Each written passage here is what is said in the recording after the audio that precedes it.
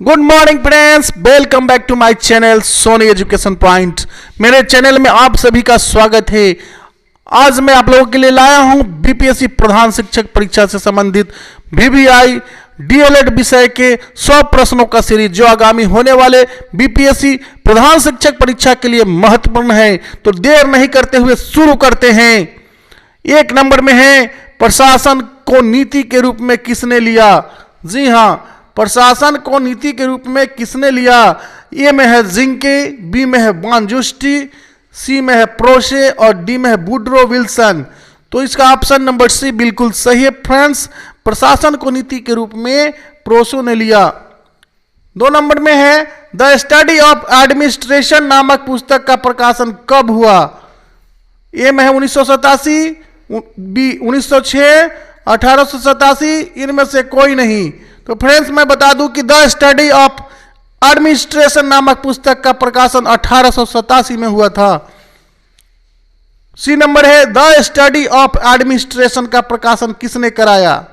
The study of administration का प्रकाशन Woodrow Wilson ने कराया था। 3 का सी। 4, शिक्षा प्रशासन में शिक्षण तथा सीखने की प्रक्रिया से संबंधित लक्ष्यों एवं नीतियों के विकास को प्रोत्साहित करने वाला सुविधा निहित है। यह कथन किसका है? कैंपबेल और अन्य का, यानी 4 का ए। 5, शिक्षा प्रशासन के कौन से आधार है? जी हाँ फ्रेंड्स, शिक्षा प्रशासन के कौन से आधार है? आधार में आते हैं शैक्षिक उद्देश्य, मनोवैज्ञानिक तथा सामाजिक आधार। 6 नंबर है, 20 ईयर्स के अनुसार शिक्षा की प्रशासनिक क्रिया की क्रियाएं हैं। 20 ईयर्स के अनुसार शिक्षा की प्रशासनिक क्रिया की क्रियाएं है, कितनी है? तो फ्रेंड्स मैं बता दूं कि क्रियाएं 5 होती है। 6 का ए। 7 नंबर है, शिक्षा की प्रशासनिक क्रियाओं में सम्मिलित किया जाता है नियोजन और संगठन, निर्देशन, समन्वय और नियंत्रण, निर्णयन, रिपोर्टिंग और मूल्यांकन, उपयुक्त सभी। तो 7 का हो जाएगा उपयुक्त सभी। 8 नंबर है, यह बहुत ही महत्वपूर्ण सवाल है फ्रेंड्स, कि माध्यमिक शिक्षा आयोग ने शिक्षा की नवीन संरचना प्रस्तावित की। जी हाँ, नवीन संरचना प्रस्तावित की है, जिसमें है 11+3, 8 का बी। 9 नंबर है, शिक्षा आयोग 1964 से 66 ने शिक्षा की किस नवीन संरचना का सुझाव दिया? तो फ्रेंड्स मैं बता दूं कि उसने संरचना का सुझाव दिया था 10+2+3, यानी 10वीं के बाद दो क्लास, 10वीं +12, 2 हो गया, प्लस 3 साल जो है ग्रेजुएशन के लिए, 10+2+3। अगला सवाल है, 10+2+3 शिक्षा संरचना राष्ट्रीय समिति की नियुक्ति कब हुई? जी हाँ, तो फ्रेंड्स मैं बता दूं कि इसकी नियुक्ति सितंबर 1972 में हुई थी। ऑप्शन नंबर बी बिल्कुल सही है। नेक्स्ट प्रश्न, पुनरीक्षण समिति की स्थापना किसकी अध्यक्षता में हुई? पुनरीक्षण समिति की स्थापना किसकी अध्यक्षता में हुई थी? तो फ्रेंड्स मैं बता दूं कि डॉक्टर ईश्वर भाई पटेल, इन्हीं की अध्यक्षता में पुनरीक्षण समिति की स्थापना हुई थी। याद रखेंगे। अगला प्रश्न है, राष्ट्रीय शिक्षा सम्मेलन 1977 ने किस शिक्षा संरचना का सुझाव दिया? तो फ्रेंड्स बता दूं कि राष्ट्रीय शिक्षा सम्मेलन 1977 ने 8+4+3 संरचना का सुझाव दिया था। अगला सवाल है, राष्ट्रीय शिक्षा नीति 1986 ने कॉमन कोर में किन राष्ट्रीय मूल्यों का स्थान दिया? तो राष्ट्रीय शिक्षा नीति 1986 ने लोकतंत्र, धर्मनिरपेक्षता, पर्यावरण और संरक्षण व सीमित परिवार का महत्व, उपयुक्त सभी। तो 13 का डी हो जाएंगे। 14 नंबर है, मानव संसाधन विकास मंत्रालय का सृजन कब हुआ? मानव संसाधन विकास मंत्रालय का सृजन सितंबर 1985 में हुआ था। 14 का सी। 15 नंबर है, मानव संसाधन विकास मंत्रालय के कितने विभाग है? तो विभागों की संख्या 5 है। 15 का बी। 16 नंबर है मानव संसाधन विकास मंत्रालय के शिक्षा विभाग के सचिवालय का नेतृत्व कौन करता है? तो शिक्षा विभाग का नेतृत्व जो है शिक्षा सचिव करते हैं। 16 का सी। 17 नंबर है विद्यालय शिक्षा के क्षेत्र में भारत सरकार के कौन से संगठन संबंध है? तो वह संगठन है केंद्रीय विद्यालय संगठन और नवोदय विद्यालय समिति नई दिल्ली, केंद्रीय माध्यमिक शिक्षा बोर्ड सीबीएसई नई दिल्ली, एनसीईआरटी एंड राष्ट्रीय मुक्त विद्यालय नई दिल्ली, उपयुक्त सभी। तो 17 का डी हो जाएंगे। 18 नंबर है राष्ट्रीय प्रौढ़ शिक्षा संस्थान NIAE की स्थापना कब हुई थी? तो फ्रेंड्स बता दो कि 1991 में 1991 में हुई थी। 18 का बी। 19 नंबर है विश्वविद्यालय अनुदान आयोग की स्थापना किसकी सिफारिश से की गई? तो विश्वविद्यालय शिक्षा आयोग। 19 का सी। विश्वविद्यालय अनुदान आयोग की स्थापना कब हुई थी? याद रखेंगे फ्रेंड्स। तो विश्वविद्यालय अनुदान आयोग की स्थापना 1953 में हुई थी। 20 का बी। 21 नंबर है विश्वविद्यालय अनुदान आयोग को वैधानिक संस्था का रूप कब प्राप्त हुआ? तो 1956 में हुआ था फ्रेंड्स। 21 का बी। 22 नंबर है 2001 में विश्वविद्यालय अनुदान आयोग के चेयरमैन कौन थे? 2001 में विश्वविद्यालय अनुदान आयोग के चेयरमैन डॉक्टर हरि गौतम थे। याद रखेंगे। 22 का सी। 23 नंबर है राष्ट्रीय शैक्षिक अनुसंधान एवं प्रशिक्षण परिषद की स्थापना कब हुई थी? तो सितंबर 1961 में हुई थी फ्रेंड्स। 23 का बी। 24 नंबर है राष्ट्रीय शिक्षा संस्थान NIE स्थित है कहां पे? तो यह है नई दिल्ली में। 24 का ए। 25 नंबर है भारत में कितने क्षेत्रीय शिक्षा कॉलेज है? रीजनल कॉलेज कितने हैं? तो यह है 4। 25 का ए। नेक्स्ट प्रश्न को देखते हैं फ्रेंड्स। यह VBI बहुमूल्य प्रश्न है। अगर मेरे चैनल में आप सभी नए हैं तो कृपया मेरे चैनल को सब्सक्राइब करें, लाइक करें और बेल आइकन को दबाएं ताकि आप तक नए नए वीडियो पहुंच सके। नेक्स्ट प्रश्न को देखते हैं। 26 नंबर है अखिल भारतीय तकनीकी शिक्षा परिषद AICTE की स्थापना किस समिति की सिफारिश पर हुई? तो सरदार समिति। 26 का सी। 27 नंबर है निम्न में से केंद्रीय विश्वविद्यालय कौन सा है? तो हैदराबाद विश्वविद्यालय हैदराबाद यही है केंद्रीय विश्वविद्यालय। 27 का डी। 28 नंबर है अखिल भारतीय तकनीकी शिक्षा परिषद अधिनियम संख्या 52 कब लागू की गई? तो 8 मार्च 1988 में की गई थी। 28 का बी। 29 नंबर है राष्ट्रीय शिक्षक शिक्षा परिषद को संवैधानिक स्तर कब मिला? तो फ्रेंड्स बता दो 1993 में मिला था। 29 का बी। नेक्स्ट प्रश्न है फ्रेंड्स कि राष्ट्रीय शिक्षण शिक्षा परिषद ने कितनी क्षेत्रीय समितियां नियुक्त की है? तो नियुक्त की है 4। 30 का सी। 38 नंबर है केंद्रीय शिक्षा सलाहकार बोर्ड को कब विघटित किया गया? केंद्रीय शिक्षा सलाहकार बोर्ड को सन 1923 में विघटित किया गया था। 32 नंबर है केंद्रीय शिक्षा सलाहकार बोर्ड को किस समिति की सिफारिश पर पुनः स्थापित भी किया गया? तो पुनः स्थापित की बात हुई फ्रेंड्स। उस समय केंद्रीय शिक्षा सलाहकार बोर्ड की समिति को हटांग समिति यानी 32 का बी उन्होंने स्थापित किया था पुनः। 33 नंबर है अखिल भारतीय प्राथमिक शिक्षा परिषद की स्थापना कब हुई थी? याद रखेंगे ये प्राथमिक शिक्षा समिति पूछी जा रही है। अखिल भारतीय प्राथमिक शिक्षा समिति परिषद की स्थापना 1957 में हुई थी। 33 का बी।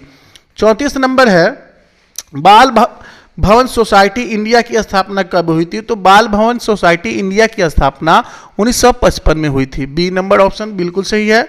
35 नंबर है अखिल भारतीय माध्यमिक शिक्षा परिषद का पुनर्गठन किया गया था 1958 में। 35 का सी। 36 नंबर है केंद्रीय विद्यालय संगठन KVS की स्थापना कब हुई थी? तो KVS की स्थापना 1963 से 64 में हुई थी, यानी बी नंबर ऑप्शन सही है। 37 नंबर है केंद्रीय माध्यमिक शिक्षा बोर्ड CBSE की स्थापना कब हुई?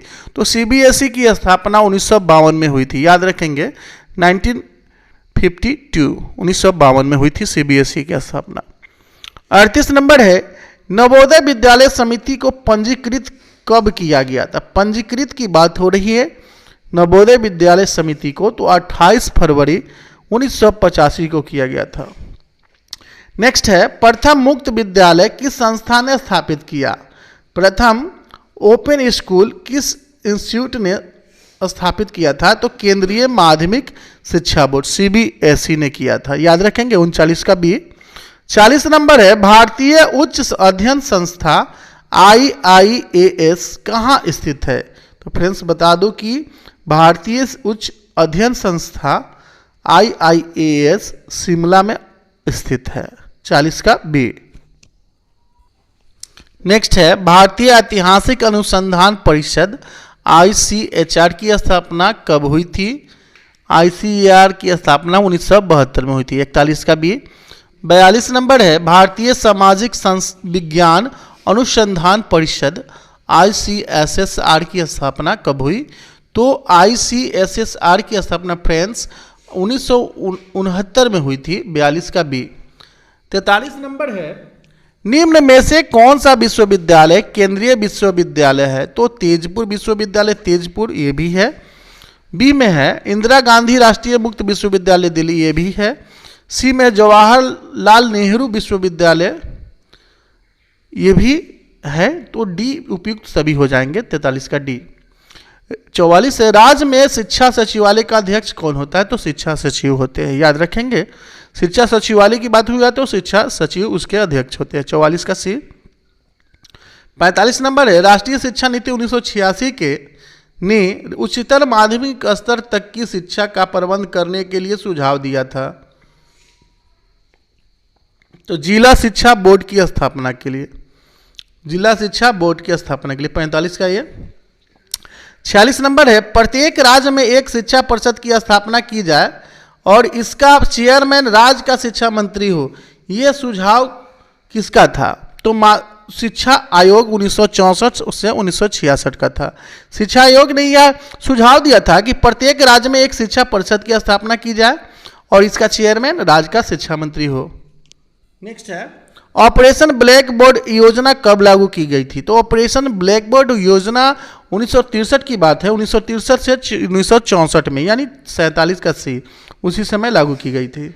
48 नंबर है, शिक्षा के राजकीय संस्थान SIE की स्थापना की योजना कब लागू की गई थी? तो ये भी उसी समय की बात है, 1963 से 1964 में लागू की गई थी। 49 नंबर है, राष्ट्रीय मुक्त विद्यालय की स्थापना कब हुई? नेशनल ओपन स्कूल की स्थापना कब हुई? तो 1981 में की गई थी। 49 का सी।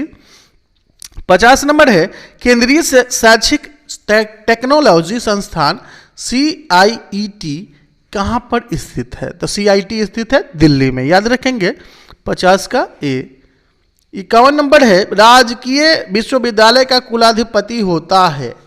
राजकीय विश्वविद्यालय का कुलाधिपति होते हैं राज्य के राज्यपाल, जी हाँ, गवर्नर होते हैं। 51 का बी। 52 नंबर है, शिक्षा प्रशासन की दृष्टि से संपूर्ण उत्तर प्रदेश को कितने मंडलों में विभक्त किया गया है? तो मंडल है उत्तर प्रदेश में 11। 52 का ये। 53 है, उत्तर प्रदेश में कुल कितने डीम्ड विश्वविद्यालय है? डीम्ड विश्वविद्यालय यूपी में कुल 3 है। 53 का ए। 54 नंबर है, मध्य प्रदेश राज्य का सृजन कब किया गया?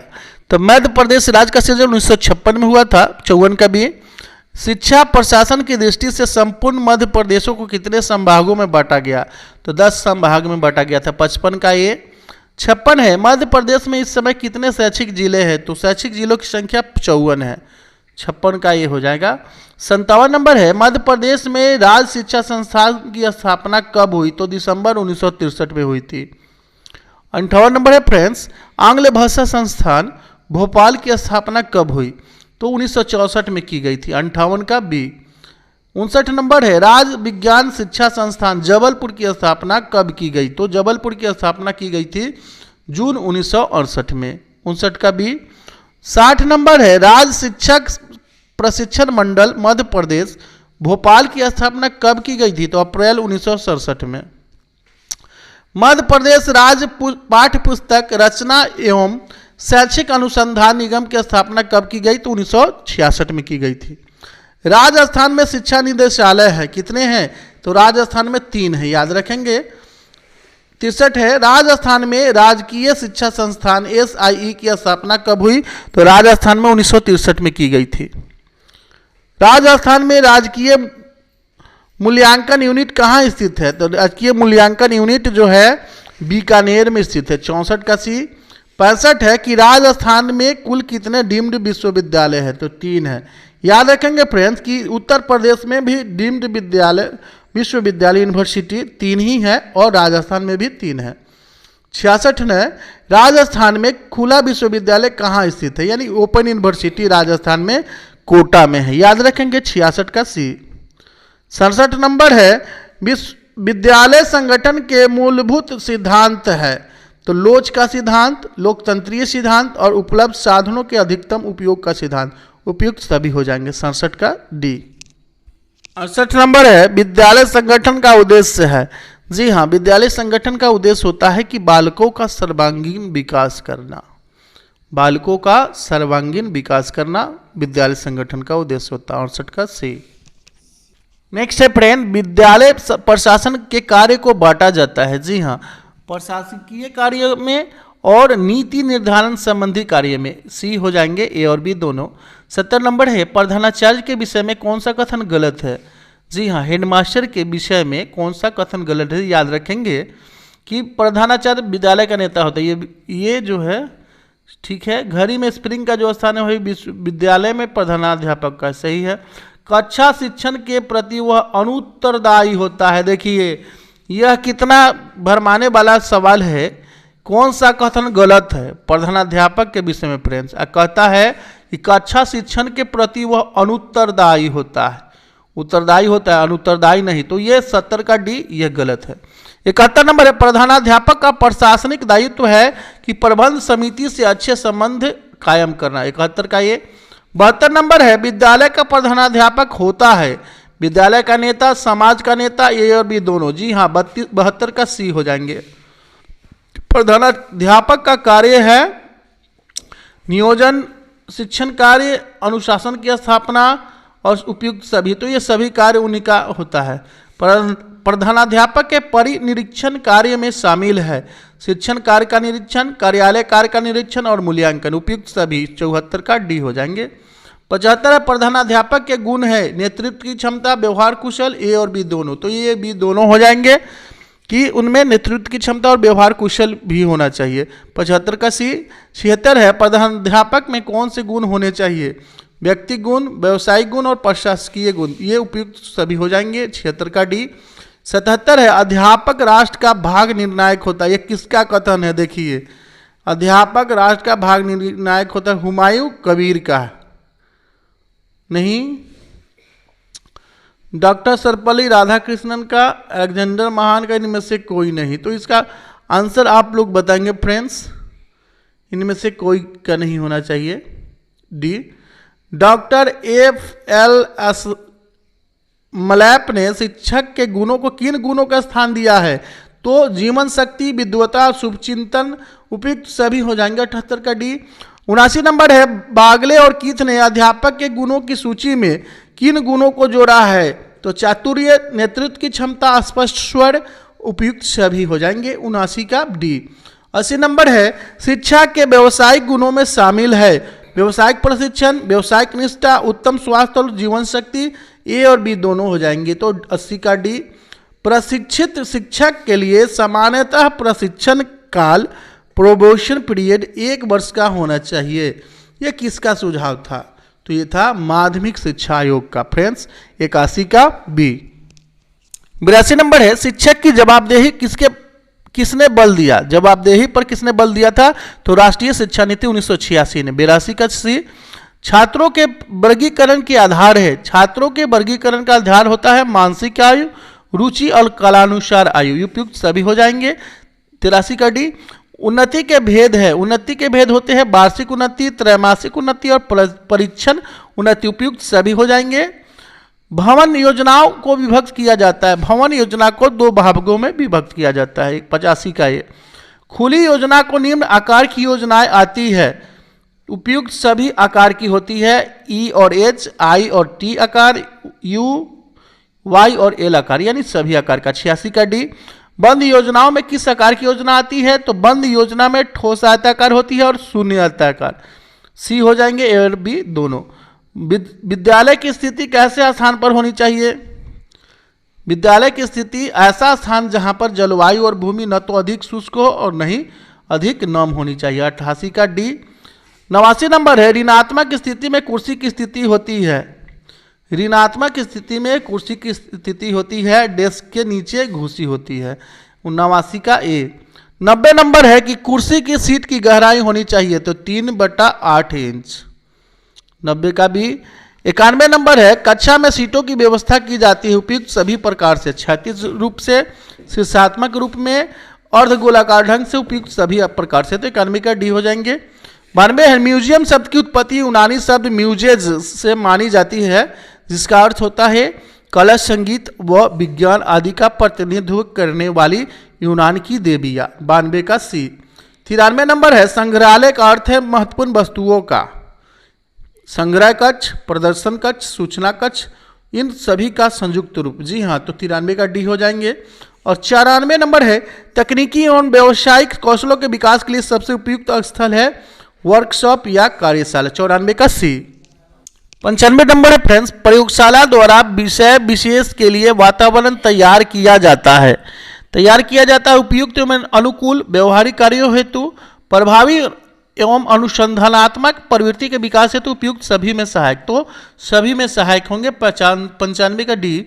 लाइब्रेरी शब्द की उत्पत्ति मानी जाती है लैटिन शब्द लिबरेलिस से, LIBERALIS से, यानी 96 का सी। 97 नंबर है, पुस्तकालय विद्यालय का हृदय है। यह किसका कथन है? तो जॉन ड्यूवी का है। पुस्तकालय विद्यालय का हृदय होता है, जॉन ड्यूवी ने कहा था। 97 का ये। 98 है, पुस्तकालय के अधिकाधिक उपयोग को प्रोत्साहित करने हेतु कौन से कदम उठाया जाए? तो पुस्तकालय दिवस मनाया जाए, बिल्कुल सही है। पुस्तकों की विषय अनुसार प्रदर्शनी लगाया जाए, ये भी सही है। सूचना पट पर पुस्तकों की मुख्य चित्र, पुनरीक्षण, अध्ययन सामग्री की सूची प्रस्तुत की जाए, ये भी सही है। डी में है, उपयुक्त सभी उपाय किए जाए, बिल्कुल सही है। 98 का फ्रेंड्स डी। 99 नंबर है, पुस्तकाध्यक्ष में गुण होना चाहिए चातुर्य का, मिलनसार, उत्साह, बिल्कुल सही है। तो उपयुक्त सभी होनी चाहिए। 100 नंबर है, खेल के मैदान में तथा छात्रावास में बालक एक दूसरे से जो पाठ सीखते हैं वो विद्यालय में सीखे गए पाठों से 100 गुना अधिक उपयोगी होता है। यह किसका कथन है? तो ये जीन जैक्विस रूसो का है। 100 का ए। छात्रालयाध्यक्ष में गुण होनी चाहिए। कैसी गुण होनी चाहिए? तो कुशल संगठनकर्ता का, न्यायप्रियता का, नेतृत्व करने की क्षमता को, उपयुक्त सभी का। तो 101 का डी हो जाएंगे फ्रेंड्स। तो ये था 101 प्रश्नों का बहुमूल्य सीरीज फ्रेंड्स। आगामी होने वाले बीपीएससी प्रधान शिक्षक परीक्षा के लिए बहुत ही महत्वपूर्ण है। जो पाठ्यक्रम डीएलएड विषय से संबंधित थे और जितने भी प्रश्न है ये सभी इंपॉर्टेंट है। तो कृपया इन प्रश्नों को बारीकी से अध्ययन करें, देखें, सुने और याद रखें। अगर मेरे चैनल में आप सभी नए हैं तो कृपया मेरे चैनल को सब्सक्राइब कर ले ताकि आप तक नए नए वीडियो पहुंच सके। धन्यवाद।